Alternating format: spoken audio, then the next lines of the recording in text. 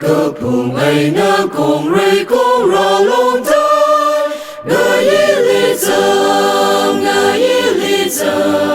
Chim mi eina cơ hồn sinh chờ gặp tai Quy ma ray da va shu Ngur eina kongra we a con chi Ngur eina Chi a tu mui la na Kongrei Kashung na ra ha tung li Ikrut aror Awan va na bing na ikru mang da Ring pa la ka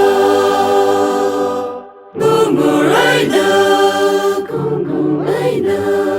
kongra we a con chi Ngur eina Chi a tu mui la na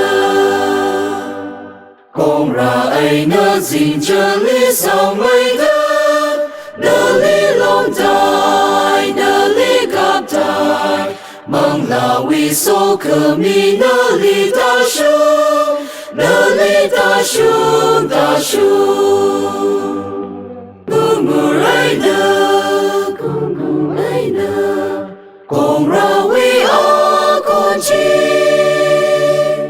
Ngur eina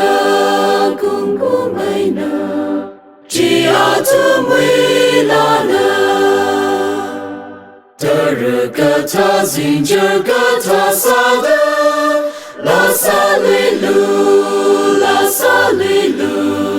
Lấy cơ shi minh cơ tơ eina bem da La sa lu Ngur eina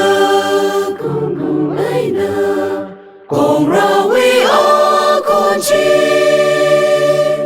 Ngur eina